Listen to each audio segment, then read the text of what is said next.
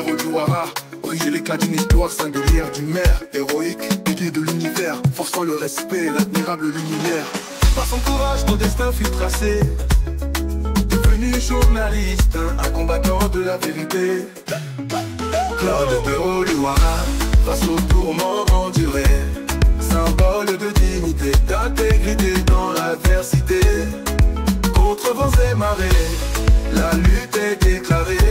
Pour la justice et l'égalité, je resterai debout dans la dignité. Les tentations corrompues, l'argent offert en pâture, mais mon âme que reste impassible. Défend la forfaiture de Constant Mutamba et son ministère d'injustice. Mais d'injustice, mais un jour des hommes dans le pays, un cri de liberté. Contre les pouvoirs corrompus, je m'élève avec fierté. Claude Perrault du Wara, qui dans les ténèbres de l'injustice. Ton nom sera le flambeau de la résistance et de la revendication. Contre les villes oppresseurs, nous prendrons l'étendard de la vérité.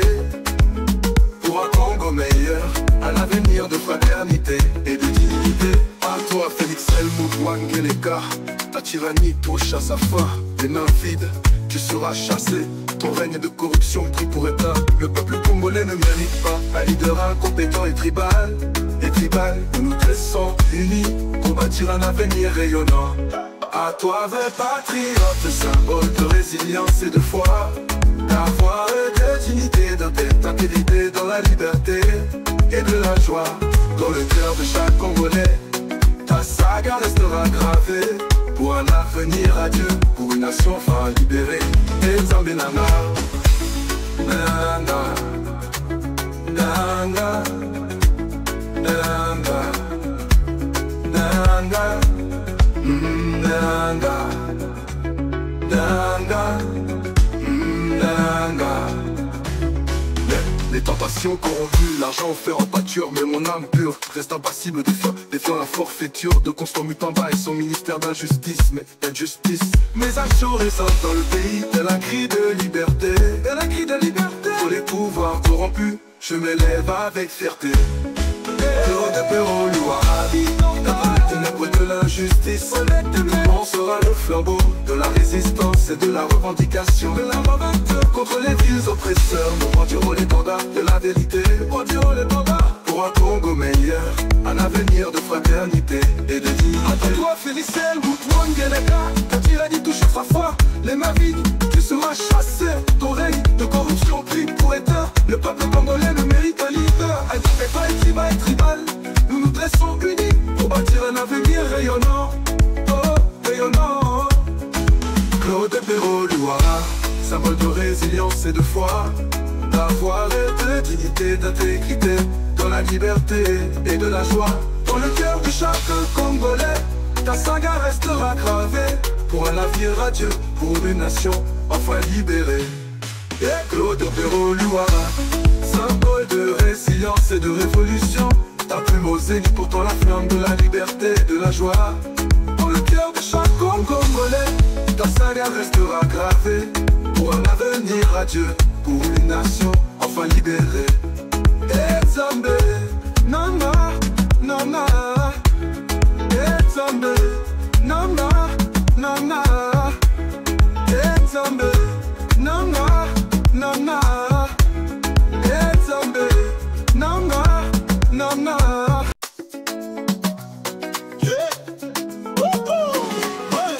Dans la peau de Claude.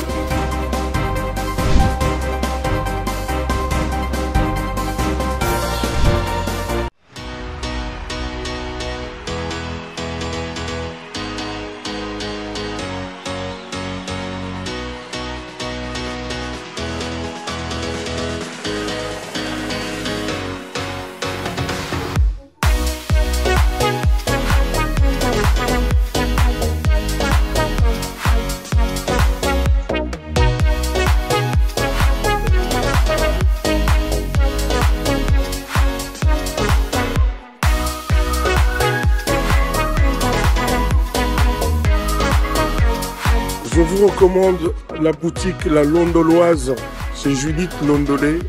Si vous voulez être classe, chic, être habillé, être admiré. Parole de mon Pao Mokonzi.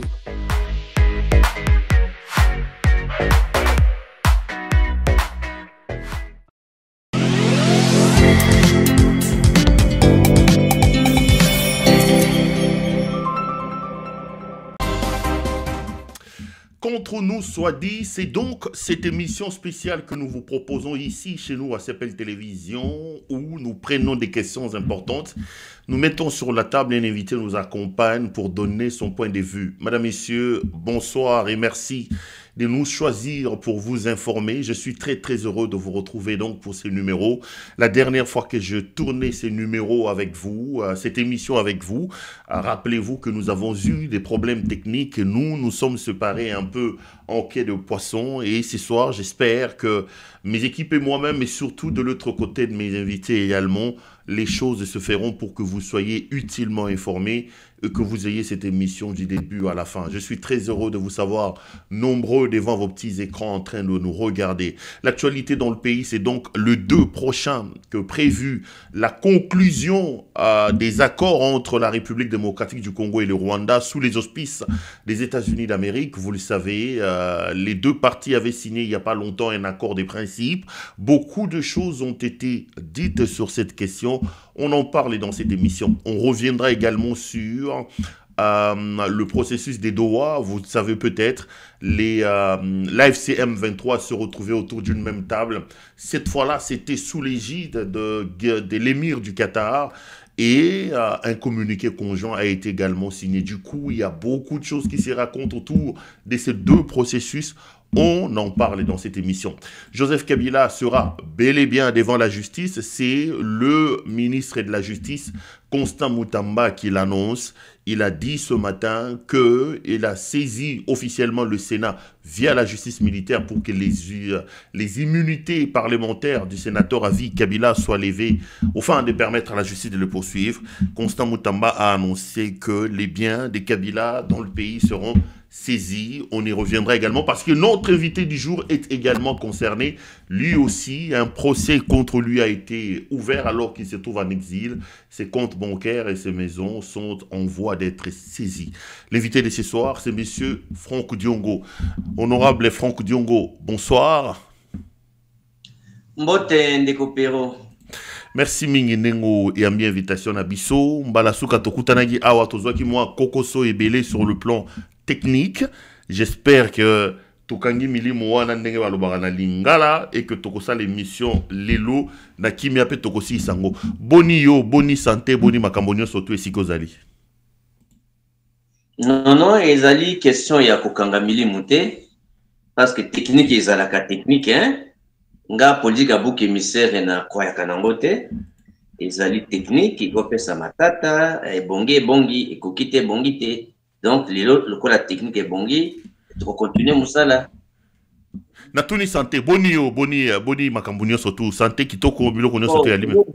Toujours bunda, oui, vu que avec tout ce qu'on a connu comme torture, comme persécution, et tout qui de temps en temps, pour ça que dans l'hôpital, pour n'accouter la mobitali santé, mais au moins je te parle, naza bien.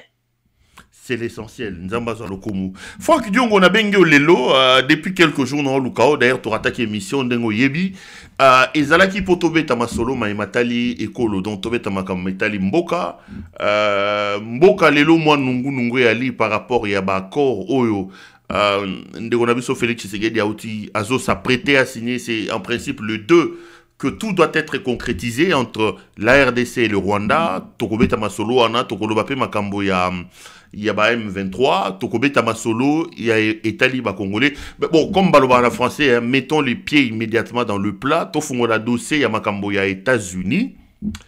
Natangi Batuit Nayo, ozo s'en prendre mingi na accord de principe Oyo. Tshisekedi a signé na Rwandais sous les auspices des États-Unis d'Amérique. Oyebi Gendeko Tshisekedi a lobaki que le salut du peuple est la loi suprême. Lorsque la République est en guerre, lorsque la République est en danger, tous les moyens sont bons pour ramener la paix et sauver les vies. Mais na moni oza contre bakor wana et l'on nous a reproché na bakor oyo tout bien bakor té c'était des accords de principe ou peut-être qu'on aboutir na bakor on de Tshisekedi a signé qui na États-Unis na bato ya Paul na bandeko ya Rwanda.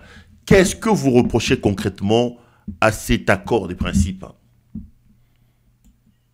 Et là, quand il bosso, ils allaient à compéter en merci, dengue au salinga privilège, au salinga honneur, ou invité ngana kwa kopesa contribution na ngai na débat patriotique. Merci pour la disponibilité na yo, merci pour na batutu balandaka yo, na o balandaka biso, merci mingi na personnel na onyo la possibilité mbote. Likambo oyo esalami ya trahison na kati ya Amerika. Il faut okangate na sa yebisa bino kala Chilombo aza nyoka na kati ya ndako Congo. Nyoka azaka na ruse, nyoka abomaka, nyoka aswaka. Osilo ta ebuzana nyoka na kati ya ndako bokozaka milelo na milelo kasi kimia ekozala te kobanga kaka kobanga. Il faut kosala nyonso pona kosilana na nyoka. Makambo oyo eleki na Amerika eza nini? Makambo ya mabe, Chilombo ateki mboka. Oyebi mabele. Soko za na mabele na bokoko. Soko teki mabele okomi moumbu. Koyoka na wana oyo ayoka na Amerika bango de basingaki yango te. Ye moto akei na COP. Akei na COP et pas na bango. C'était pas l'initiative des Américains. Non, eza ye tanga yoki ke ba Américain bazana besoin ya mabele pona koyeba ko exploiter mabele na bilanga na kutimula kita oyo eza se ya mabele et pas ba Ukrainien mais kona kola ba Ukrainien ba boya bango azuluka mabele ngai pe na lingi na tika na pouvoir na kilo sala bango troc na pesa bango mabele bakwa bozui to kita ekolo en contrepartie bango ba soutenir ngai artificiellement na boma na vena yiba ou non na kosala bango na pesa mabele ba ko protéger nga pour intérêt na bango eza protéger. Parce que tango ba américain ba pesa ki proposition ya mabele pa ba ukrainien mais président ukrainien aboyaki aza mobali aboyi alors que de 2022 Véro Tilelo bango ba pesa ba ukrainien l'Amérique a donné à l'Ukraine na ba mbongo ya maboko na aide militaire 75 milliards de dollars. Na répété yango l'Amérique va pesa na ukrainien 75 milliards de dollars jusqu'aujourd'hui. Pano sangise de militaires na mbongo ya maboko. Mais Ukraine n'a pas eu ça en mabele. Pourtant, on a essayé que le mal absolu, ils ont Chilombo, bah tous va cancer non non, ou inakaye, tu es né, ou ko inali kamboni. Ils ont intérêt à mboka, ils ont patriotisme. Donc, après si mabele à mboka, contre échange, soutien militaire, soutien diplomatique. Soutien politique. Pour nini atikala artificiellement na pouvoir bakanga miso eza corruption. Bakanga miso pour ba protéger ye na katia ki bokozi. Mabe eloko wana eza nini? Na utu koyebso ke soko teki mabele okomi boumbu. Donc ndenge eza boye bozui ina biso ba richesse naturelle na biso. Ndenge eza boye décision nango destin na biso l'avenir na biso elongwe na maboko na biso. Donc yene wana aza agent pour l'intérêt des étrangers. Ngwanda ete bino déjà hein? Donc l'avenir là-bas na Congo destin na biso eza sur na maboko na biso te. Yango nde poto récupérer il faut que boye eloko wana.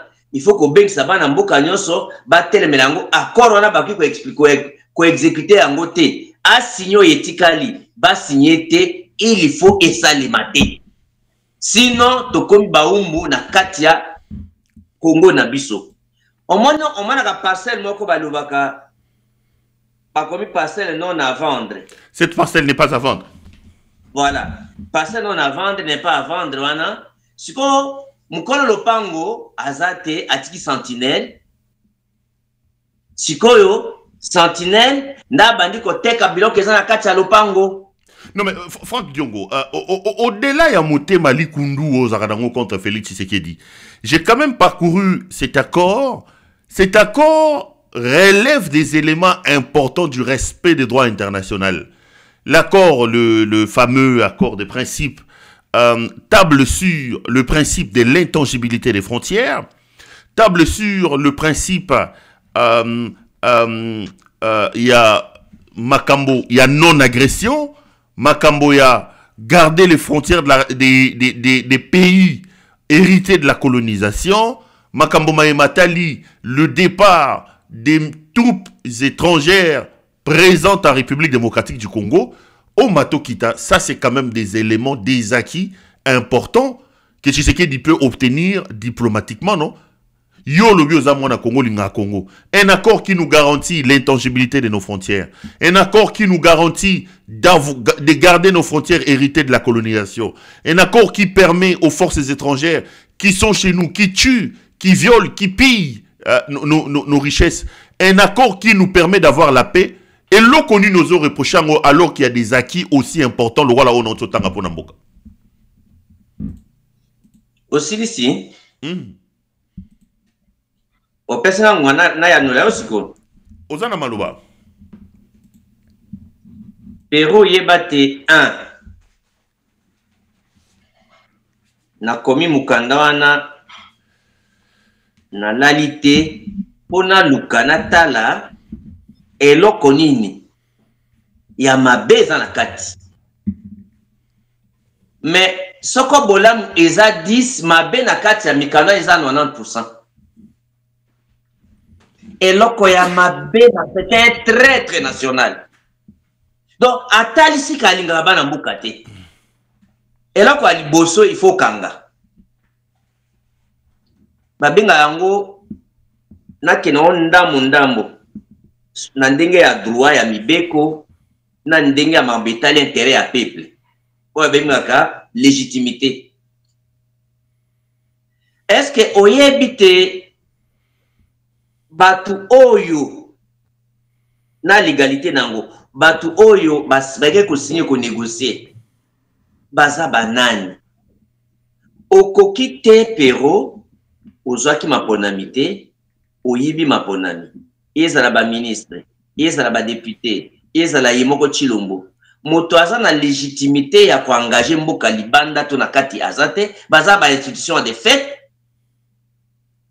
Donc bakoki ko avenir ya mboka bozi wana eza toutes les générations ya mboka richesse wana toutes les générations ya mboka aza na droit ya ko négocier na ngote. Donc eza bazana makokite là, ils n'ont pas le pouvoir légal et légitime pe moral ya ko brader d'intérêt na biso bamba bozu na biso bongo. Donc sur le plan légal, sur le plan il y a légitimité, sur le plan juridique pero baza ya libanda ya masolo otali bien bakendeke likambo etali population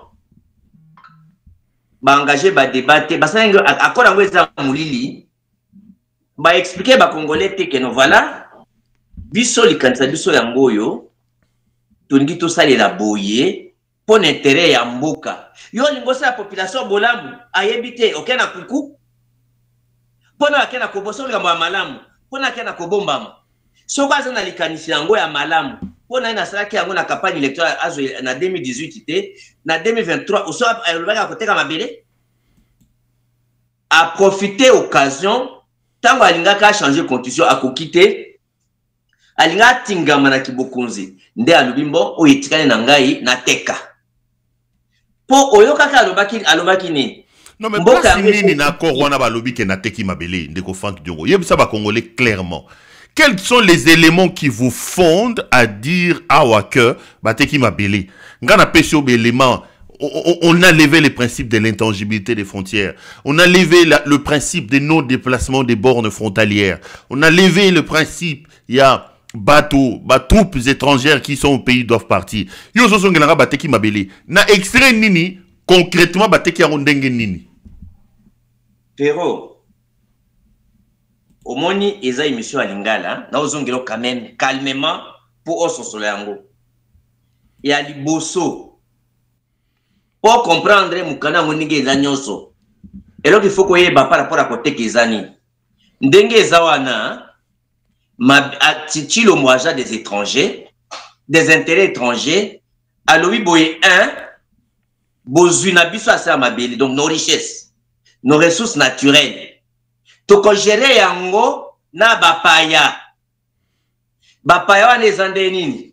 Bapaya nde bakoya na ba investisseur na bango.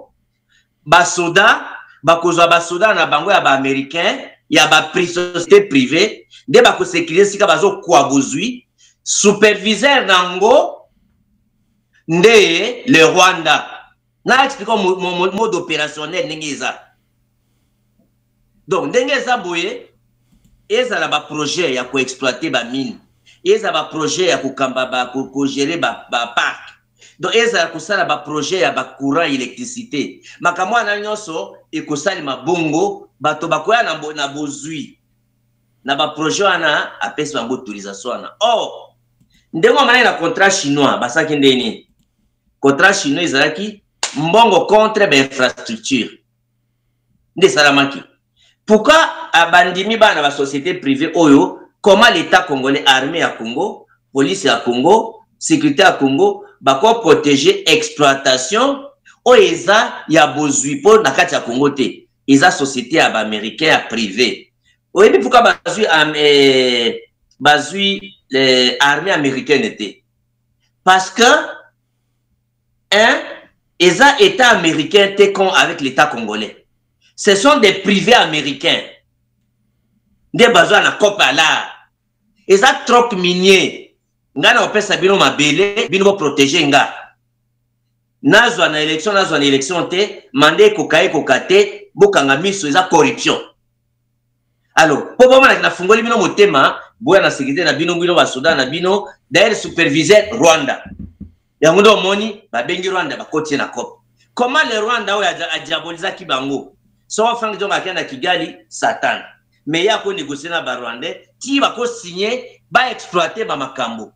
Alors, ce qui est un intérêt à Mboka, ce qui est un intérêt à Mboka, balinga qui va expliquer, ba Congolais, ba sosolango, ba comprendre lango, ba kenango na kuku. Ce qui est un baza bato baza qui élu normalement. Tout le monde bato ana eza bato baza qui élu, ba kuiko opesa biso likanisi nango. Ce qui est un keza likambuza na nzela ya mibeko, balinga kende na parlement, ba voter yango. Aux Hollandais, ils ont opération ya pillage, ya bozui. Ils ont opération, ils ont talama na miso boyete que non, et fungwami, ils ont clair. Ils ont pillage ya mboka. Ndé toujours comme un esclave. Vous comprenez? Donc, exploitation ana, ndé bakosale la yango. Alors, balambi yango loko la Congolais a un intérêt moko boye pour na kimia. Nde tozo sa pona bomoko bato bakufi mingi ndo moni balambi na ba phrase alukuta mais na senango soko tali mozindo yango eza mawa oyo alobi kaza congolais de père aza congolais vraiment lingi mboka. Aucun président au monde peut faire ça. D'ailleurs utali bien ezala Mobutu ezala Kasavubu ezala Kabila obo bofinga ki barwa kaza rwandais akosa biloka mutema ki mutema mabe. Donc quand on est sabino que Chilombaza le mal absolu, c'est ça le mal absolu. On dit que bozui oyo ya mboka to les richesses ya mboka. Le richesse ya mboka ezalaka ko garantir avenir ya batu nyoso. Talaka likambo mususu omoni sur le plan d'ailleurs politique et na démocratie. Ayebi ke tozana bitumba. AFC Oyo a occupé territoire munene.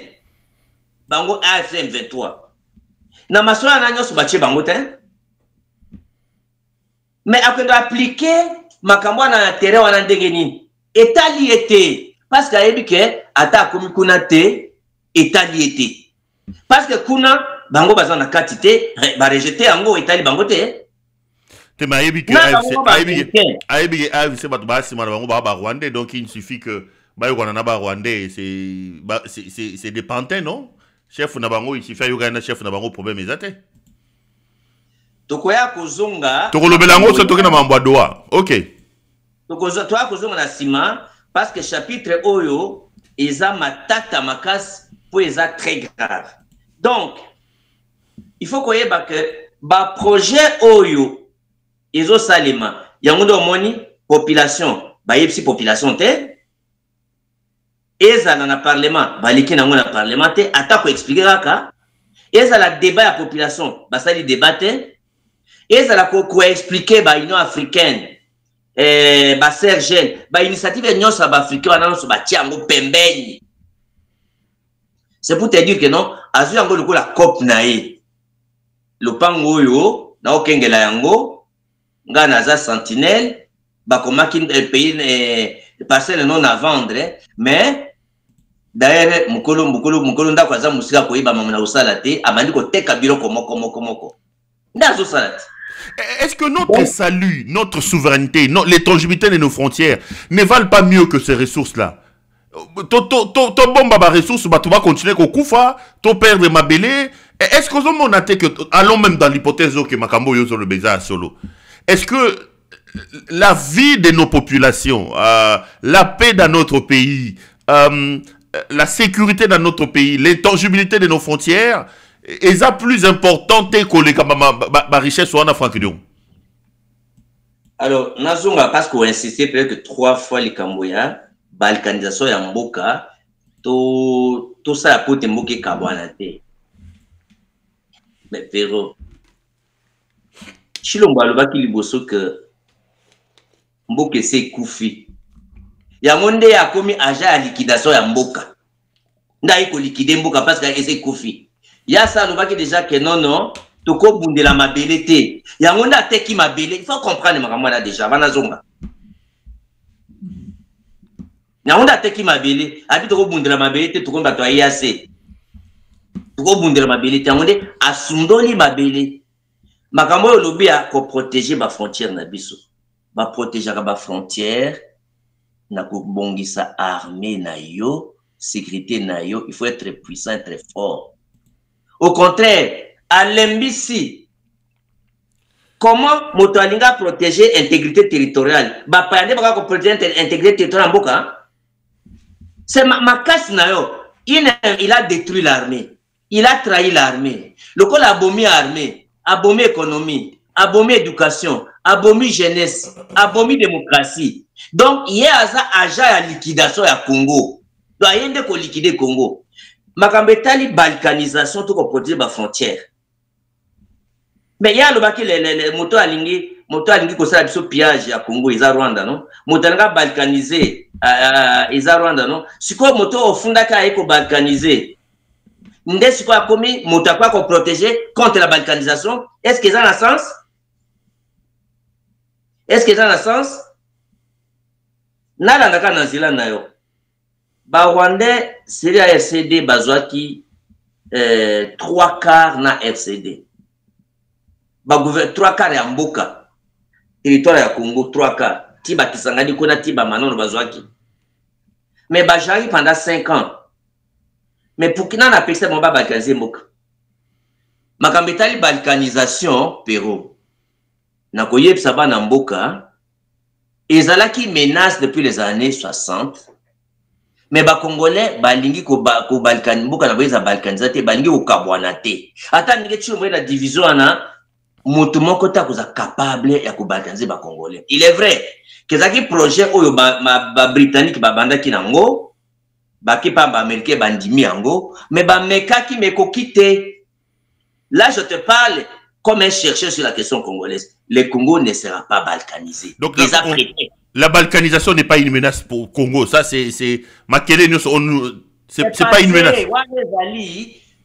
kosimba ba congolais ne loka kubanga pour soutenir na lukuta ne pas brader intérêt pour tika na pouvoir parce que yé tina ya marché wana trop kasali pour ba américain ba simba yé na makambo etali politique diplomatie pe ba soda mais le ko la bato apesa yé confiance te ya ba congolais faut batali sakelo kwana iza mabe ti tala ndenge ake ko diaboliser ne kaza ko diaboliser toute sa vie ba rwandais na le Rwanda mais comment andimi que ba rwandais ba ko ba superviseur na opération ba américain ba investisseur américain ba kosa na Congo parce que le terme est clair les amis ba congolais ba taxe ba congolais ba bozinos na biso o ko kende pa ba paya to kozaka ba taxe kaka so na fungola makamba onyoso donc bozinos na biso le ko la biso za ba investissement te toza na bongo te toza technologie te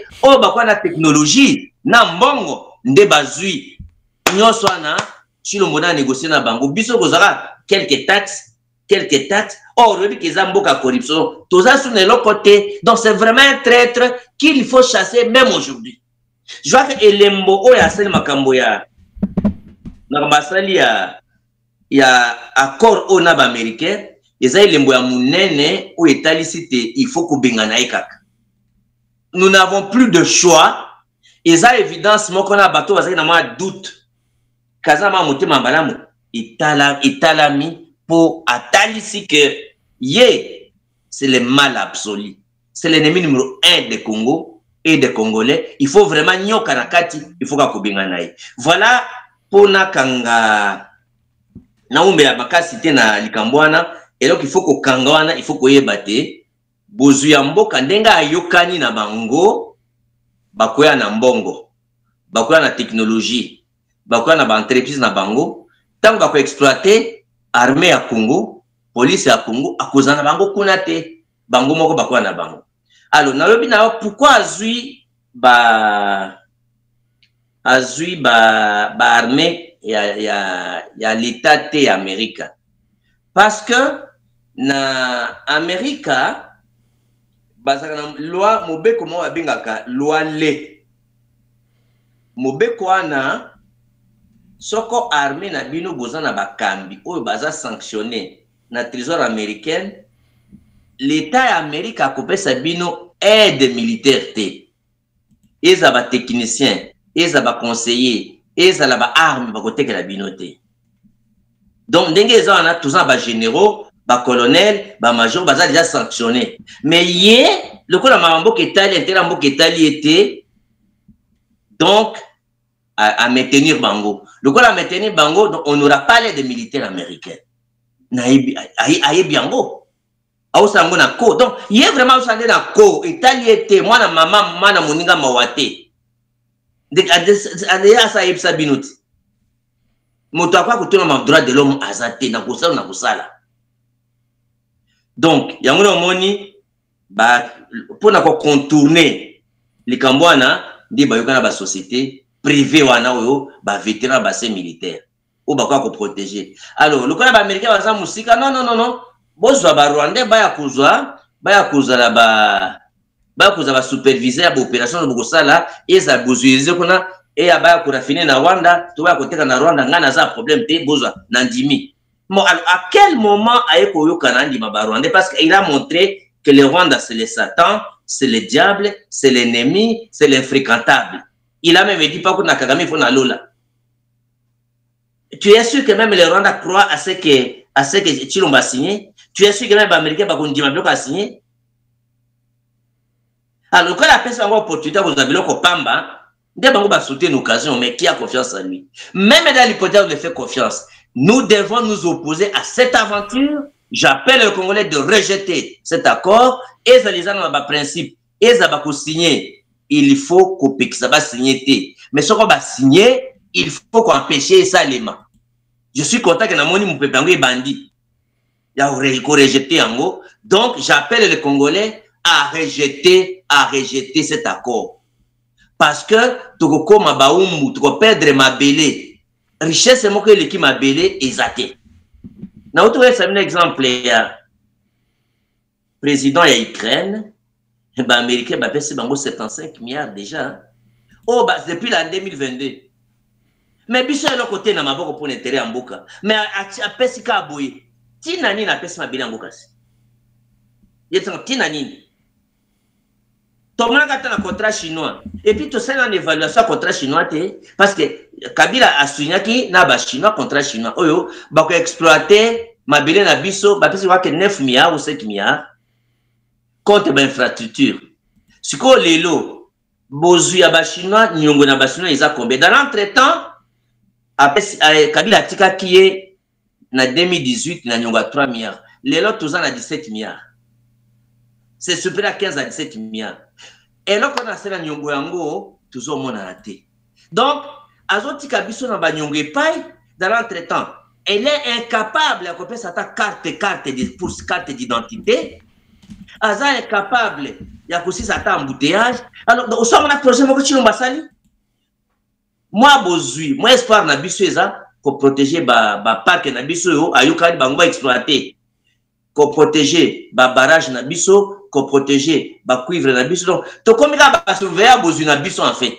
Donc, dès que ba yokali to komika ba surveillant, ba sentinelle, ya biloko na biso, to na su ba kolo na ngote. Donc, à déposséder biso pour comprendre. À déposséder biso biloko na biso. Donc, ndenge za boye ba kongole ba ba na mboko biloko za bangote, ma bele za bangote pour comprendre la gravité du cas. Vous avez parlé de votre appel. J'ai un tweet que vous avez fait, Namoni Okomaki, au lieu de chercher à restaurer sa légitimité par la voie démocratique et par la résolution des crises internes, ce régime illégitime a choisi de brader les ressources stratégiques de notre pays en échange d'un soutien politique étranger. En renforçant un pouvoir prédateur, cet accord compromet gravement la souveraineté nationale et l'avenir du peuple congolais. Je prends un autre paragraphe au lobby. C'est pourquoi le MRC appelle solennellement le peuple congolais à se mobiliser massivement pour rejeter cet accord inique, exiger sa renégociation et revendiquer l'ouverture d'un véritable dialogue national incluant tous les pays voisins, y compris le Rwanda. Donc ce soir, votre appel, c'est de dire à vos compatriotes congolais, de dire non à cet accord entre Tshisekedi, les États-Unis et le Rwanda. En fait, oui. Donc, alors qu'à Liboso, Banamboka va comprendre que Ndenge Sagabino, y compris Perou et Moko, que Chilombo aza nyoka na kati ya ndako. Il faut kobenga na ye. Aza mutu boko yoka na ye te. Parce qu'à Koussou ayokaka. Alors, ba Congolais va comprendre Liboso. Mabeni de Chilombo asali biso. Au-delà que Ayibi Maponami, 2 fois, il n'a jamais été élu. Au-delà que Azo Jeremboka Mabe, Azo Bozignon Sambo Kezaka, enrichissement de la famille Chilombo. Au moins, il y a na Suisse, pero na Suisse, Bakangi 8 milliards, il y a famille naïe. Tout simplement, Bazoué Boji na 8 milliards de dollars. 8 milliards d'euros.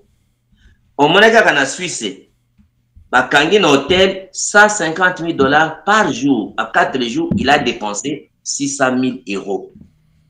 T'as la déprime. Mais Namboka, on n'a rien. Au-delà de ça, il faut que na bozunion so, moi na moninga mawate, italingate, atek. Siko bisoto tikala, baumbu. Alors, message à Liboso, on va comprendre la gravité, Yamabe, Oyo, Chilombo, azo continue que c'est l'amboka.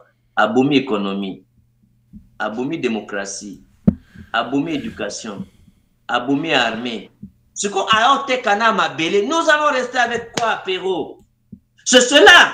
Alors, ce qu'on va se solider comme un modèle, donc, etika le tomo, il faut qu'on boya et le quoi.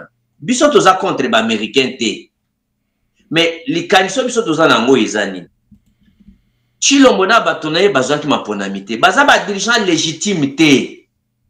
Baza ba moralité té. Et puis baza na légalité té. Baza ba tricheur ya ba élection. Bako négocier makambo bon intérêt en mboka té. Bako négocier makambo bon intérêt na bango moko. Donc ya ngonde to lobby na ba américain. Ba comprendre que il faut que boya eloko ana ekoma na suka pour basalila yango. Bazela. Donc bakata yango, ba suspendre yango, Tango régime est légitime, d'abord, il est malhonnête, après, escroquer pe bango. Oyebi kazalaka mini moko atekeli baoyo ateki baoyo. Nakopesa ce exemple. Mini alinga tekela apesa bango ya manono. Ma azana conflit na Australien. Est-ce que ba américain bango batali ba mini ngalinga apesa bango est-ce que ba mini ngo vraiment ezali? Akwa tekela bango pe mupepete. Donc ya monde to yesi pe bango américain biso toza contre bangote. Mais là, quand tu boyi, côté Kamabele à Congo, ndeka zote kapé na mangondo, na ko.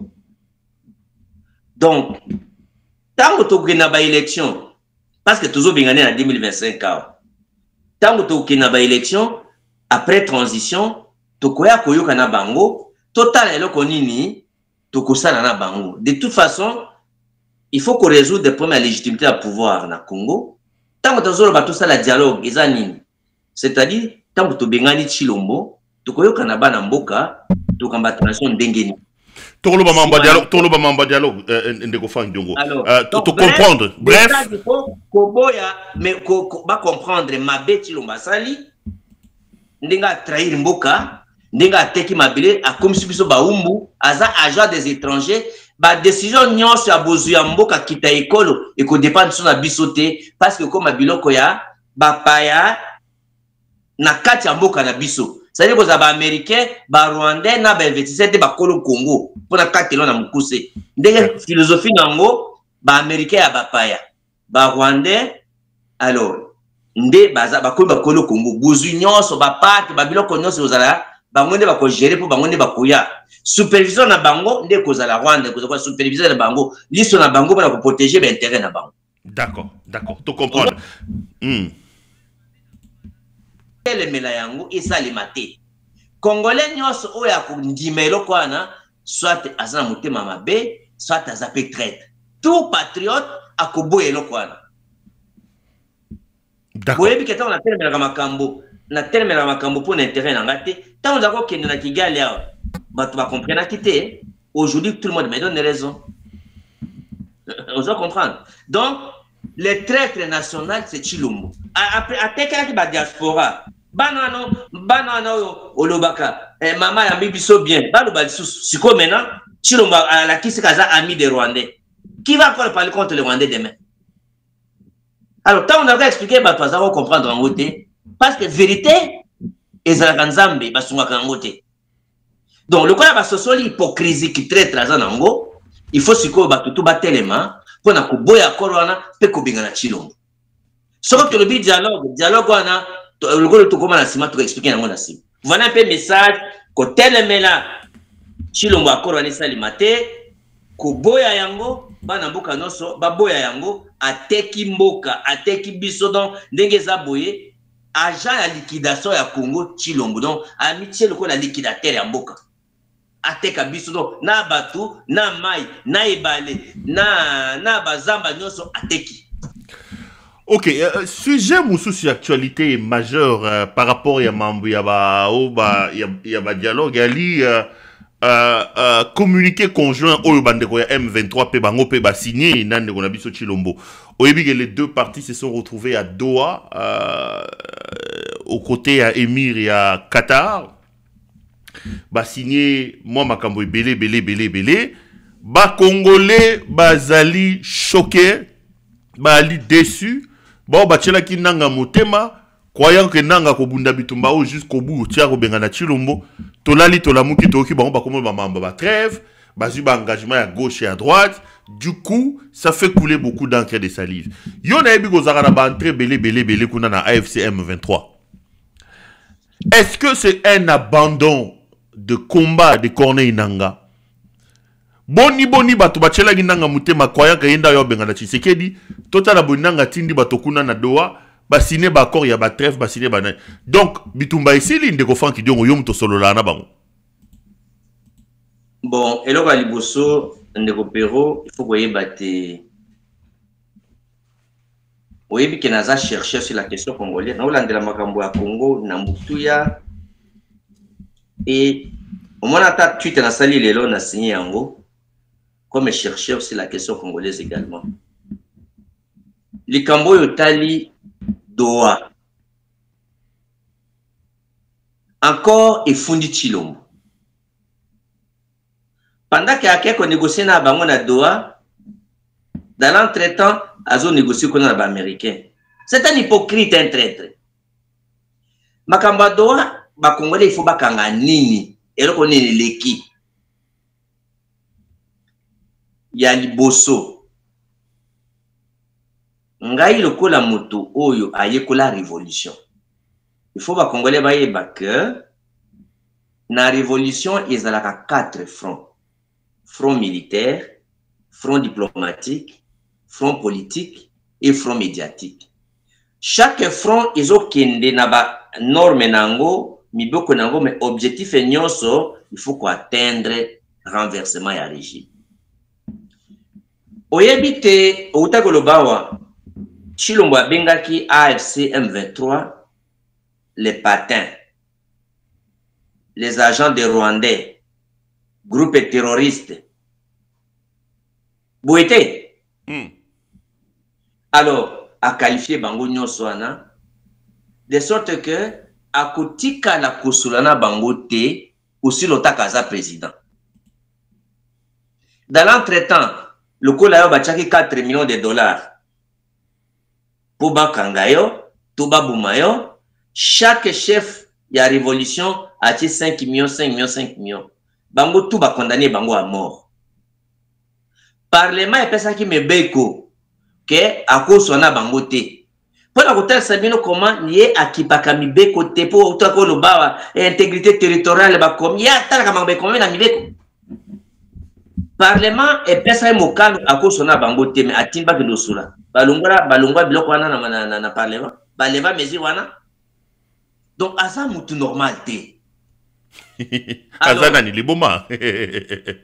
Alors, Sikoyo, atindi batu bakende pour négocier kuna. Au moins, quand atinda ki na Angola, ministre des Affaires étrangères, bayokane ba signé azongi a changé, a rejeté mambo ezangi na Angola bien. Alors, tant que kuna na Doha, alors ba révolutionnaire ya AFC M23 ba kokaki ko boya te ko kende parce que ça front diplomatique tango ba kewana ba tosi bebe konango ba komi kuna poko so aliboso Chilombo apesi mandat na bato atinda kite d'abord atinda ka etini moko clan moko balu bakaka ba soda kaka na bato sécurité atteindre bato à province Moussouté, atteindre politicien te, atteindre ministre mon côté, atteindre aga bato à sécurité na basoda. Après ce ordre de mission, mandat ou après ça bato na mandat que bako engager écolo à sali en côté. Donc il n'a pas cru à ça. Asa na kondima démarche en côté. Ya monde asa na jela ko saboter en asa la kondima. Oh, bango pe ba AFC bakokaki ko boya te parce que bali batalisa te que bango nde baza batu balingi ka bitumba batu bakufa bali batalisa ke non biso toza batu malamu ba profiter l'occasion ana pero ba expliquer pona nini basali bitumba objectif na bango ya bitumba eza ndenge nini sans sa bitumba na bango eza ndenge nini alors baye koluka nini bango senga nini osomana motazo gagner da bitumba mazo ndema ko solola. Donc il faut que Mokili azala convaincu pour na ba objectif légitimité à combat. Voilà intérêt na bango ya koya kuna. Et puis na diplomatie balobaka négocier c'est pas céder. Et ça c'est parce qu'aye ko solola. Nde objectif a ko benga na Chilombo elongwe erreur o bato basali nde yango wana. Parce que au lieu ose la bitumba peut-être 1 mois mais sur en un jour qu'on négocie, on peut gagner dans bitumba ou gagner en la négociation, c'est comme ça. Mais ça c'est que bango ba eko changer objectif parce que objectif donc batiki bitumbate ba non na continuer kuna na kotalisa donc na diplomatie wana ba eko expliquer mokili ba reso ya bitumba eza nini tina na bango eza nini bazo luka nini objectif na bango eza nini pour me qu'il va comprendre Balubakango, diplomatie, légitimité internationale. Alors, mais si koyo, pour la question que non, on va condamner Bango Kebaye, ils ont erreur, de ignorance, donc il faut pas faire Bango confiance que Baye qui pour changer stratégie na Bango T. Ils ont étape, ils ont la front médiatique. C'est-à-dire que pour Batoba Sosola comprendre, il faut qu'on explique Makambo Ebele Batoba Sosola. Wa les front nango mususu. Front militaire bango minduki gana minduki. Front politique nde ba ko expliquer Makambo Itali politique. Donc ba front na 4 il faut comprendre que ba front na 4 ils sont nécessaires.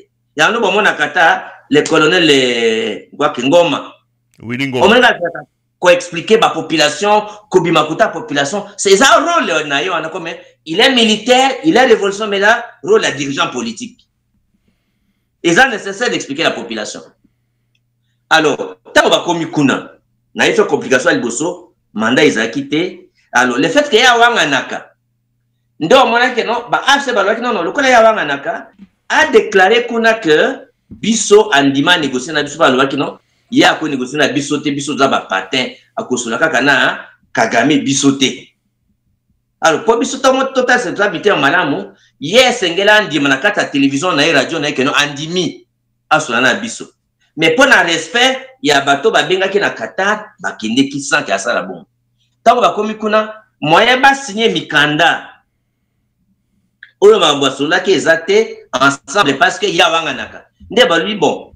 Tant comme makambo biso monso ndenge moko soko bango bakei kuna ya ndimi batanga na RTNC na bango gouvernement na bango ndima yemo président c'est pas ndima soko bango ba publier nde biso pe to publier na biso yango yango ndo moni oso mona document contenu moko communiquer conjoint mais bat ba signer ensemble été c'est-à-dire que pour na kota c'est que bazo négocier na bango na kemba na bokebe na confiance na été wana ezeli mwa liboso ke bato ayeba non bato ana bazo kendimi so kangate eloko ami bale eloko de bayokani na document ngo eloko ba komi bayokani na document ngo il faut bato bayeba différence entre trêve cessation des hostilités na cesser le feu kuna cesser le feu eza signé té et ça c'est sur les fêtés et ça coûte même trêve salamité babenga kayango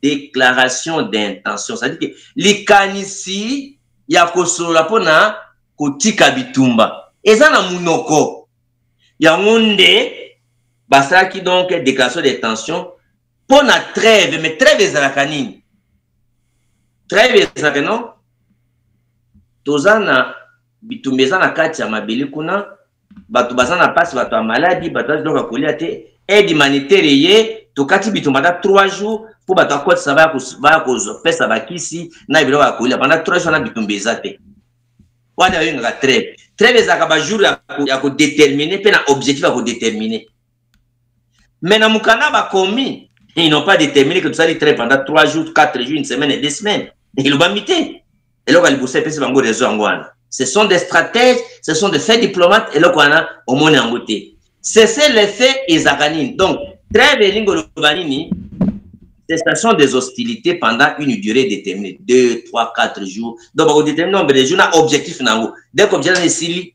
allez, bitumbe bandi. Il y a un nouveau monakata na Russie, na Ukraine, Poutine na lobakinini, pour na Pâques, biso sali trêve à 2 ou 3 jours. Ou ane ba binga trêve. Trêve ça c'est la fête. Et ça, cessation des hostilités pour une durée déterminée. Alors, c'est ça l'effet Zanine. Ce sont les faits et ça accord bilatéral. C'est-à-dire que bato bazo bunda bayokani que bitumba et sili. Pour bitumba et sila, basala ba négociation, basala négociation devant un médiateur. Et puis ba définir ça mécanisme oyo ba ko appliquer bakambo bayokani pour bitumba et sila. Le quoi tout ça qui na san sito ba benga accord de Lusaka et ndela ezalaki accord à cesser les faits. Ah ba signer accord à cesser les faits. Ba toazo tomboka likamboni eza kozanga peut-être information ya ngonde na person meso ba kongole ba sosola na 2002 2003 2001 à 2003 ezaki accord ya cesser le fait ezaki signé na Lusaka devant ba médiateur ou etalisi mécanisme nango ya dialogue intercongolais nde ekokoma bitumba esili. Et puis il faut aller là comme mususu na mukanda wana balobi la République démocratique du Congo et l'AFC M23. Mais il faut qu'on félicite bango makasi parce que na mukanda wana terme groupe armé ezate terme groupe terroriste ezate patin ezate agression ezate. Donc le fait que bandima qui invitation wana ba négocier tellement malamu que ba élever bango au rang belligérant. Donc baza sous groupe armé hein. Donc ba commis un groupe officiel, donc ba reconnaître bango pe ba boyi na mukanda que l'état congolais comme que bango za gouvernement parce que bazo reconnaître le gouvernement té ba boyi ba comme que présidence ba boyi. Donc aux hommes on que ils ont très bien négocié. Donc ça dit que ndenge tozaki na Sun City l'accord de ceci les fait à Lusaka statut identique. Il n'a pas parce que il fallait comme un gouvernement congolais. Alors si le gouvernement congolais c'est bango ba reconnaître le gouvernement congolais. Alors bazo la guerre l'article 64 comment? Du coup, bango il faut avoir rebelle. Bango que bango va rebelle. Donc pour la bouteille que non ils ont été de fins négociateurs. Au lieu de se plaindre, il faut pas féliciter bango. Alors maintenant pour la kosu qui ça. On comprend que Isaki trêve, Isaki cessé le fait, Isaki trahison. Par contre, c'est une victoire qu'aujourd'hui, Patrick Mouyaya, ta présidence, maman, maman, ya bien, Moutakoloba sous groupe armé, ils ont sauté, Moutakoloba les pâtés, ils ont sauté. Donc maintenant, l'AFC a été reconnu, M23, comme belligérant, légitime qui incarne le changement comme un contre-pouvoir, une contre-force. Donc, ils ont victoire de Bango. Donc, aujourd'hui, dans le Congo a deux partis, deux belligérants. Le belligérant, où ils ont basé, na Kinshasa, na pouvoir à l'État, na belligérant, où ils ont basé, na Goma, na pouvoir à l'État. Les deux, il faut pas négocier pour nous trouver compromis, soit ma communauté compromis pour nous signer ceci les faits. Mais le taux mezanini, au regard ya ndenge Tshilombazo gouverner Mboka Mabe, soko bomoni négociation, il faut qu'on paie ça, ba révolutionnaire confiance, ça dit que négociation il a un ordre du jour. Dans le bas qui en gros déjà, soko ordre du jour zali Tshilomba, comment on appelle ça, Tshilombo amoni qu'il faut alungwa et que azo senga ba condition de départ naï to ko négocier naï toute la condition de départ naï so ba za 3 valises bon ndenge za bo 3 avec ko valise moko tika alors pesa banda ko neza wapi. Donc s'il faut négocier les conditions de son départ on va négocier.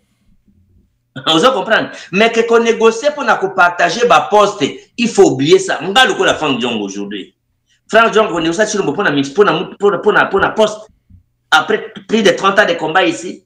Poste lengi sakinga. Donc, soko bato baza déjà na valeur ya mindu ki baza nango. Bako bunda 10 ans pero, bako somba mindu kité, bako somba masasi té. Donc, alors, à quoi ça ngelo konini aujourd'hui par rapport ya volonté ba susciter espoir pas ba congolais.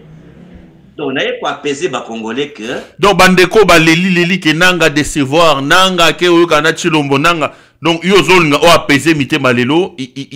n'y a rien de tout ça. Nazo apaiser te, nazo pesa lumière, bango pe basa na mauvaise foi te. Bango bazo talisa ke balinginde Tshilombo akende. Ils ont sentiment ya bien, ils ont surveillé, ils ont pesa interpellation na ba révolutionnaire nyoso. Te ba patriote nyoso. Baza na raison, mais na rassurer de bango ko apaiser te. Il faut les rassurer, apaiser ça le coup ils ont pesa bango moral. Non non, il faut qu'on rassure bango. Ndenge na expliquer mambo nyonso nzo comprendre que ezande kozanga koyeba nde balobaka kozanga koyeba e ali liwa ya ndambo. Donc basali mabe mon côté ba trahir pe mon côté ezala le fait ya kokende kuna ezala document ndenge komami ezala ndenge balongoli ndenge basako benga bango groupe terroriste nyonso ana basukwami. Donc Tshilombo moko na lukutana ya kimutema mabe akwe na mutambo. Mais bango, tu penses que dans l'entretemps, pour na Chilombo, le gars il est azanyoka na Kisangani kuna azotinda ba mercenaires. Dans l'entretemps, azo somba ba armes chez les Arabes. Dans l'entretemps, azo préparé Masolo et Salamina na États-Unis. Tu penses que bato na nyonso basali guerre, ba imambo na nyonso te.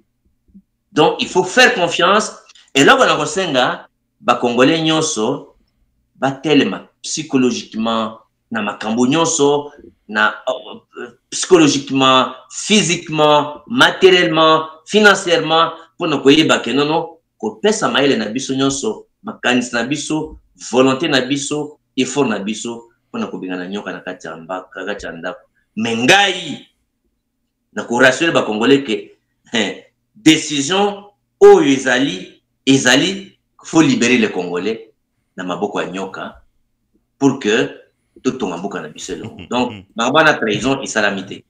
Allez. Bandeko Batali, Bozolanda émission contre nous, soit dit, je rappelle que na poko lelo invité na biso kombo na Franck Diongo na inde tozobeta masolo ma Matali Mboka makambo yaba accord etc.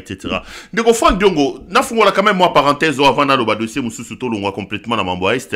Par rapport à la situation na est à RDC, on a aussi quand même parlé d'une certaine manière d'arriver à Kabila na Goma. Question à Liboso. Est-ce qu'on doit comprendre qu'un ancien chef de l'État, qui est aujourd'hui sénateur à vie, a zonga na Congo, mais Namboka Oyo, Bitumbeali, Namboka Oyo, ba rebelle bali ko contrôler yango. Deuxième, est-ce que Ndeko Kabila, Yom Toswana Bato FC, azo pe sa Tshisekedi di raison te, Narmambo Ndeko Tshisekedi abandolo banabiso tout le temps, que Yende Azali, Mokondi Aba M23. Son retour via Goma ne confirme-t-il pas que c'est lui qui est le véritable chef du M23? Et puis quel rôle Kabila peut-il jouer dans ce contexte ici? Est-ce que vous pensez que Kabila a un rôle comme ancien chef de l'État à jouer dans Makambo Izole Kanambo Kalelo? Et là, Kaliboso Yakoyeba, on a bien placé pour identifier Nani Aza porte-parole à Kabila. N'empêche au combo Barbara Ndimbi, Aza collègue journaliste, au Lukaye, au tourné ma question Nyon sur Italie, Aza porte-parole à président Kabila. Donc je crois qu'avec ça, pour que ma réponse Nyon sur Italie, mon bété président Kabila.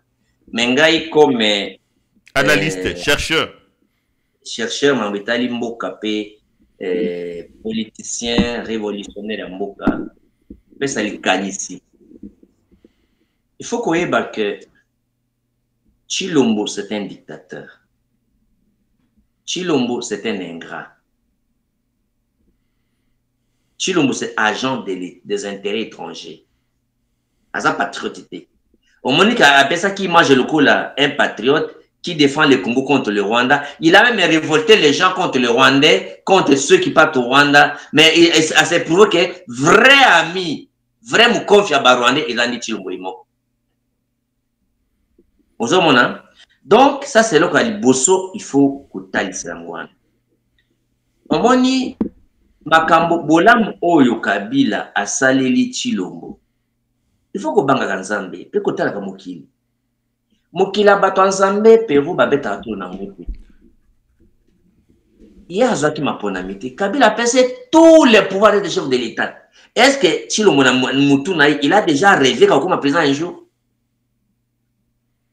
Tout le monde sait que Chilombo Azuluka aboma Pérou, aboma Nanga, aboma Bisimwa, aboma Makenga, aboma Fang Djongo, aboma Kabila, aboma bongo. Tout le monde sait ça. Mais Kabila a un ancien chef d'État. Un ancien général a conduit l'armée. Mais Nabambo Kanyoso, le chef d'État, est sage. Est-ce que Makambasen a banaki ou sana bandiko Kabila pour sécuriser Bango, Koutina Kabila comme Nega finga Kabila tous les jours. Comme ça Kabila qui est moutou chef de l'AFC. Est-ce que ça garantit que Kabila a cause de la sécurité dans le Congo? Mais c'est cela. C'est le comportement à Chilombo. Des Otinda doutent. Est-ce que Franck Dion Assa a couvert dans l'exil un jour? Est-ce que yo, oye na exil, oye si concerne au viva qui na même en dehors de Congo, mais tu es en insécurité. Pasteur Daniel Ngoimulunda, bakangé na libanda. Donc, il y a le baki à respecter le droit de l'homme et il n'aura pas de remords. Nana kopekisa sa mabalinga sala. Donc, le président Kabila, Azan a raison, il y a doute, na hésitation, il y a kozonga na côté, Chilombazo gouverner, parce que Chilombazo kangabatu nyoso, et puis c'est la corruption. Hein? Soko yibi 100 millions, soko meko pesa 30 millions, bakangio. Soko yibi muta yibi 100 millions, ayoki ke, ayibi 100 millions, pesa 70. Akutiko libanda, ako défendre yo. So, il dit 10 millions, qu'on peut 2 millions, aïe, qu'on a kangio, ou bâtir mongo, aujourd'hui 10 millions, so, ou bâtir, ou peut 7, yo, aujourd'hui 3, à Koutika, on va libérer. Donc, Kabila a raison, pero, il y a cause en a doute, conditions en sécurité, ils ont réuni. Tala, un sénateur à vie, un ministre, il y a justice. À ça, on a pouvoir, il y a qu'à saisir, le sénateur à vie, il y a qu'à saisir l'immunité. Est-ce que balongola kimita sénateur à vie? Et ça, donc, volonté naïe, en fait, au moins, ni Chilombo depuis qu'il est président. Au moment là que les caméras compliquées dans le qu'il y a bengi ba opposant, parce qu'il y a une opposition. Que non, n'a besoin de conseil na bino mboka ezabouyi, non? Non? Donc, ami Koki naïe, Alobaki a côté la présidence jusqu'à l'avènement de Jésus-Christ. Il doit neutraliser et anéantir tout le monde. Donc c'est ça dans sa tête. Même Moutapé, c'est le pouvoir où il n'en avait pas. Parce que, oya bipero, Moutrobo la Chilomba, il y a Vivaka, na salaire à moi sinae, parce que assistante, comment on appelle ça? Assistance, comment on appelle ça? Aide soignante. Aide soignante. Il y a mon caloubi en gros. C'est-à-dire que Tim Félix a commis président, a tiré pour son mandat côté, na Congo, Tina Poto, a tiré pour son mamoutoukate, na Congo, pe na Poto. Alors, un monsieur comme ça, la commission président de la République. Autant la taille, c'est qu'on route péro.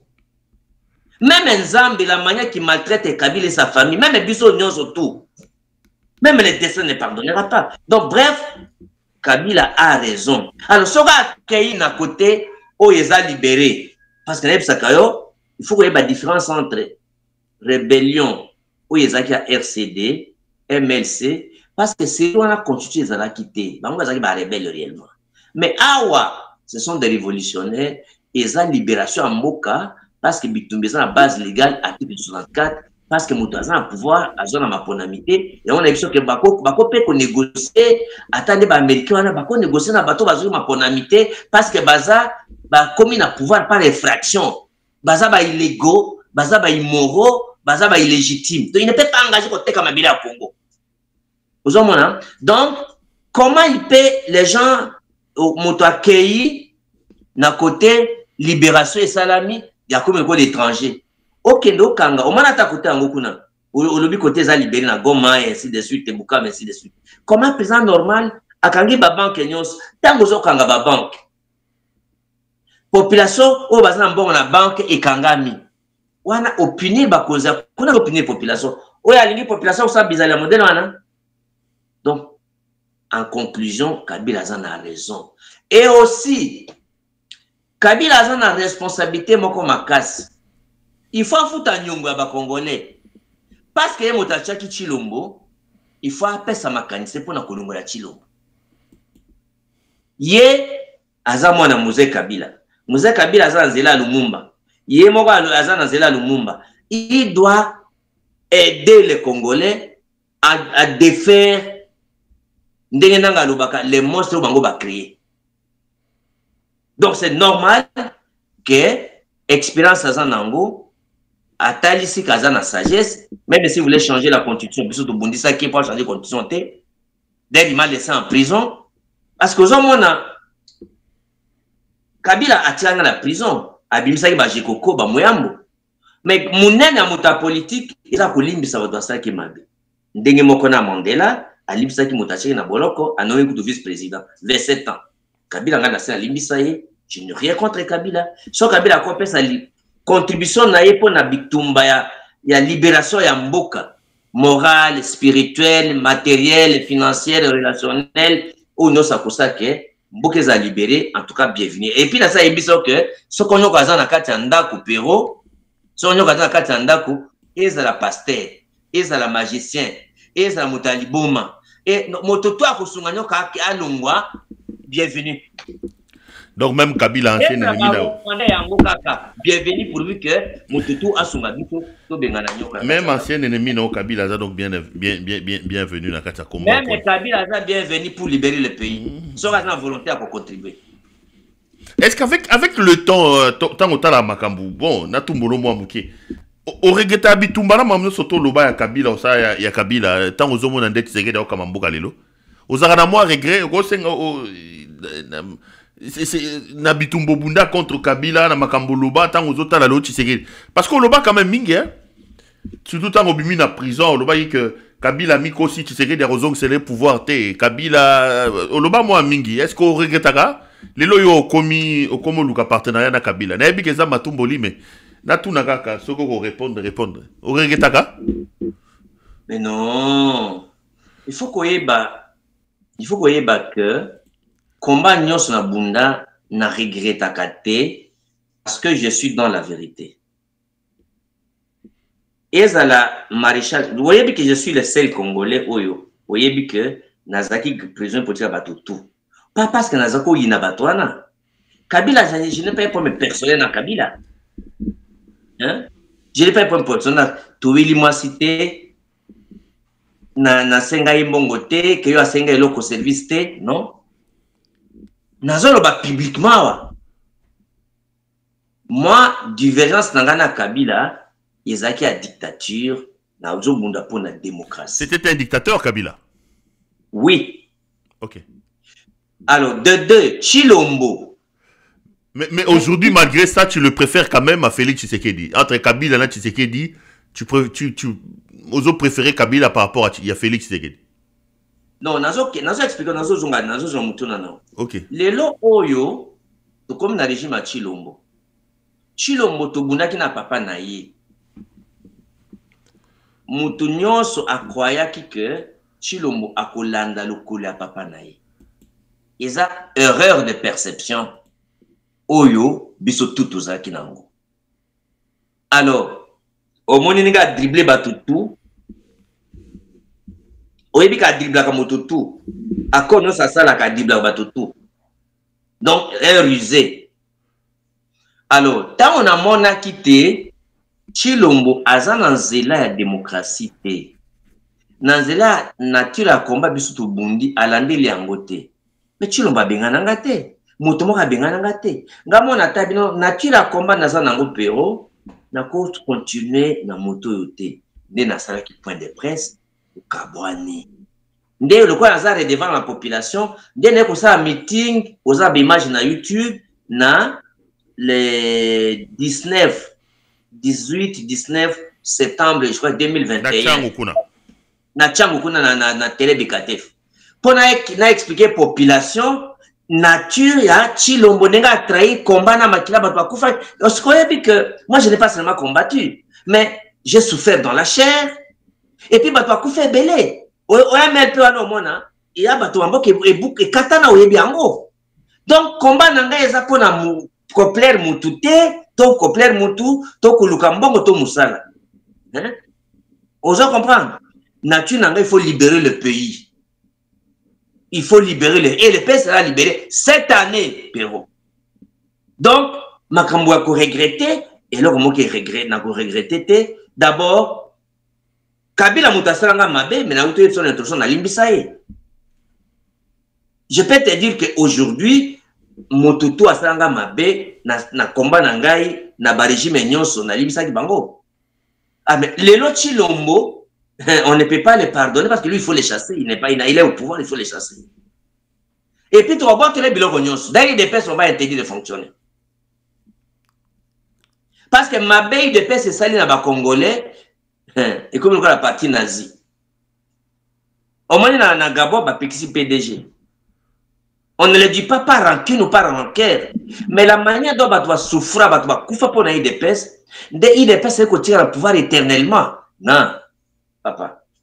Non, on a des gens qui disent que tu as ma bélia, biso to comme esclave, na ma bélia, ba koko na biso. Donc, d'une certaine manière, vous préférez. Que les Rwandais, maintenant, on dit que les Rwandais sont superviseurs d'intérêt américain. C'est un agent des étrangers. Oh non, ça n'a doute ce que et là que soit NT. Donc, tu lui préfères Kabila? Au lobby? Tu préfères Kabila à la place de Chilombo? Bon, il y a entre le mal et le moindre mal. Bango nyonso mibale bazerambo kamabe. Ok? Bazerambo kamabe. Mais aujourd'hui, makambo o Chilombo azo sala Kabila sala ngote. Makambo, d'après un exemple, non? Kabila atika koteka mabila Congo bungote kenon, denga zoteka kenon, biso, je suis allé ba pays à bapaya. Donc, tu vas na Congo, mupaya ye, aïe na investissement na ye, un pays étranger pour sa superviser, aïe na basoda bapaya, donc, basoda kuda congolais, bakuma kunate, donc, société privée. Na eza ce pays na binote? Bosa la barrage, na bapaya. Bino beaucoup makunate, donc, mokinamboka na bino bozwaka ba taxe kaka, tout ce qui est là-bas. Donc, ma belle na bino sur binote. Bon, perdre ma belle, beaucoup baoumbout. Pourvu que ba métier na pouvoir. Aucun président n'a fait ça au Congo, n'est fait ce que même seulement cet aspect-là. On compare Baoumi Balé, Kabila Sabi le Guanate. D'accord. Je ne peux pas te dire que Kabila, je te dis que je ne reviens pas sur les mal, je l'ai pardonné, je l'ai pardonné. Oui, il y a ça, ma bé, ma casse, mais ok, on va. Na prison Makala, quand on a bimi na Makala, ce qu'on t'a dit ma vidéo ezali, juste avant na bimali banda, j'ai pardonné tous ceux qui m'ont fait du mal pour mon intérêt personnel. Exactement Kakalelo. Et personne ne m'a demandé. Ok? Donc il ne faut pas que de la mamboya, naza na rancune mon côté la Kabila. Et puis Kabila a dit que tout nasi na pardonnant, non, c'est le cas. Okay, et on a besoin que Kabila, Fangjongo, Batutu, et Jean-Claude Vwemba, Batutu, au bazan la volonté à Bundelamboka, tout Bundelamboka, puisqu'il faut chasser les pas de la maison. Allez, donc Franck Diongo, petit à petit vers la fin. Tolobi Marambo Kabila, au lobby, au téléméli, parce que na Monique Basengi, les verbes militaires naé, na justice, mais justice, ils appellent na Simanayo. Selon toute vraisemblance, des instructions ont été données pour qu'un procès contre vous soit ouvert. On a lu les communiqués, il y a ministre et il y a justice qui parlent, il y a saisi, il y a bien na Kinshasa. Mutuna Nange Ali, est-ce qu'on a une réaction par rapport à Makambouana? Est-ce qu'on a prêt à quoi affronter justice à Congo? Ceux qui procèdent bandi lelo et puis le bandi n'a communiqué na bango ya babilo ko baboto lieu. Pero, je crois que Naza très mal placé pour le moment Bitali va bien matériel. Oui, que ce que ça prend bien matériel, mais na kokai aux opposants et à président nyon sauté au namona. C'est-à-dire que Mobutu, Kabila père, Kabila le fils et Nachilo Mbulelo. Donc ça veut dire que Nazan est bien dans Zolanda. Mambetali saisi à Biloko Nanga, Kosambi Sangai, Kokondanenga. Mais dans l'autre que non, j'ai toujours été condamné par tous les présidents. Donc, Ekwepatenga était d'ailleurs, pour Nangai, Bazoa Yango à ta procès zate, Baki nous Zoraka à ta procès zate. Donc, Nakoti n'a pas avocat à mon côté. Nakoti n'a pas avocat à mon côté. Yetsa na nous, Baké va saisir paix. Mutopa qui avait nanda kwa Franck Diongo. Imagine-toi un peu.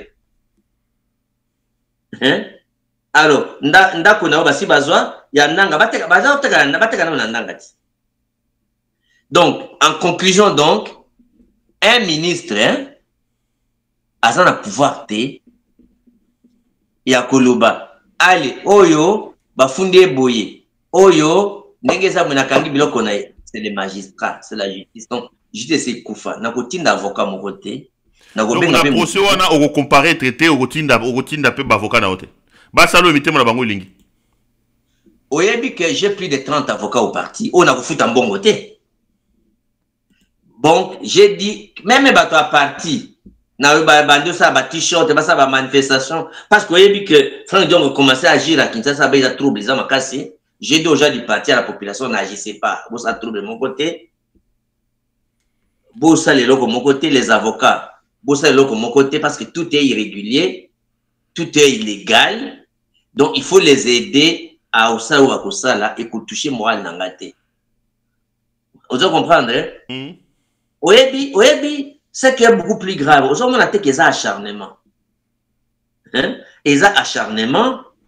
Au chilombazo ça là. Le coup là, il a tamé moral nangai. Non. Mon père et ma mère, un espace à 2 mois. Je ne les ai pas enterrés. Mes personnes ne sont pas plus importantes que mon père et ma mère. Tous en marche, Pérou, tous en marche, il y a des combattants. 12 combattants, on a coupé, nous continuons la marche parce qu'il fallait atteindre l'objectif de la révolution. Nous allons atteindre l'objectif de la révolution. Un révolutionnaire attend la kelo ka ko perdre té et le ka ko gagner té attend la intérêt à moka intérêt à combat zanango.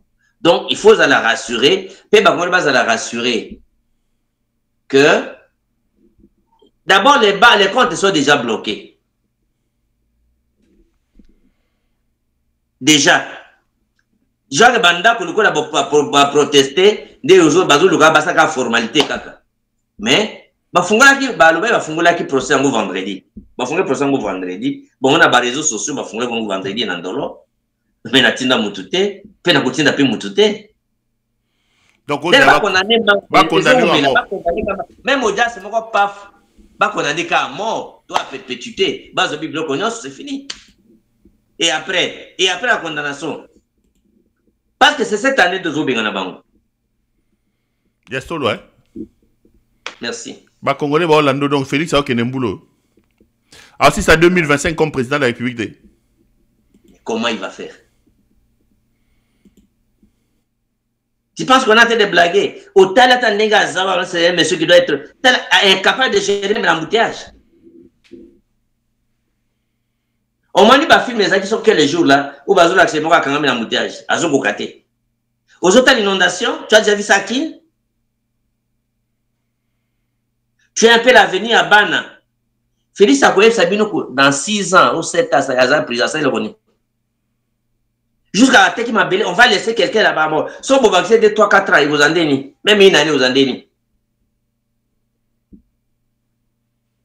Il faut que le peuple se remette en marche pour chasser les serpents.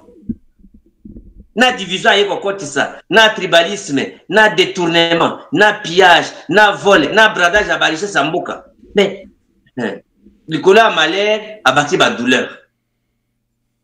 Où esprit ninoan? Ah, Tika Perro. Allez, Ndeko Franck Diongo, merci Mingi Tokomi Nasuka. J'espère qu'on a abordé toutes les grandes questions et actualités à Mboka. Bachena Petina ni l'ancien gouverneur en a Mukumadi. Mukumadi. Même procédure irrégularité, illégalité, procédure reste pas procédure exatée. Yoko tinda ba avocat ici quand justice est alagate. Il est mort sur le balobi, justice est koufi. Ils sont les gens malades. Bayoko tia lito bemba lito Oliver Ayin lita bembo. Comme un ministre. Donc, à achever déjà justice. Donc, il ne faut pas que tout le monde soit comment donc, il faut dédramatiser. Il faut les aider à me condamner vite. Ok. Allez, Ndeko Franck Diongo Tokomi Nasuka émission. 2 minutes. Oui, avant j'ai dit à mes enfants, parce que Félix Akoye Nanda. Ah, papa, tonton Félix, les gars, battre la banda qu'on a biso, t'es maman. Boyebi que Félix a yakou ananda. Donc, je peux pas dire ma son dans la bande. D'accord, allez. Bah, Congolais, bah, Orlando en 2 minutes, c'est aussi émission au Babangoni. Message na opesa ba Congolais yango. Na sina yebisa bino Chilombo aza nyoka na kati ya ndako. Ba réunion mibale bizaleli oyo atalisi est confirmé à mon avis la bino. Réunion ya Doha aza na kondima nango te. Mais ba révolutionner ba piéger yé po akaza ba koya te bango ba yé. Dans l'entretemps, ils ont préparé la réunion Moussoussou, à Tekamabina Bisso, na américain. Les Américains, ils ont l'État, les Américains privés. Ce comme ministre, tout secrétaire d'État, qui a parce que le projet a intérêt, il y a des Américains, même des entreprises américaines. Chilombo a teki Mabina Bisso, tout comme des esclaves. Ils ont la bozui, ils ont la zamba, ils ont la maille. Ayukana mindele baya kusaba exploitation apesi ba wande bazala ba surveiller bazala ba superviseur ya ba projet ya ba américain donc mais azako diaboliser ba tutu bazo sola ba rwandais tozo na ba rwandais ya kuku na rwandais premier mezate ako négocier na bango premier mezate sikoyo ne pera tuna le fait que Motonio s'assoit à Rwandais qu'il faut pas bomaye, ba kangaye, ba condamné. Mais il y a lobby, azo sabario à ba kimia ezate. Pour espèce sa confiance à ba révolutionnaire ou bazo bunda, ba trahi jusque là ba trahi été, mais ba trahi été. Essentiel les années, il faut libérer le pays. Congolais nous ça fait sa contribution naé, dans ma bonne de l'inaé, sensibilisation pour que tout si ça nyoka azana kati anda ko na biso. Nous devons tout faire pour nous débarrasser de ce serpent dans notre maison. Les loups dans la bergerie. Merci Mingi. Mingi. Boyebi que Franck Diongo jamais il va trahir le Congo. Jamais il va trahir la lutte. Merci. C'est la lutte libérée. Merci beaucoup Ndeko Franck Diongo. Allez, Bandeko émission Sili, je rappelle que le lot invité dans monsieur Franck Diongo. Merci Mingi Bozage Bela Olanda Biso, Tomonani Namikolali Koya na émission Moussousou. Botiga Madame et puis restez branchés sur nos programmes. À la prochaine.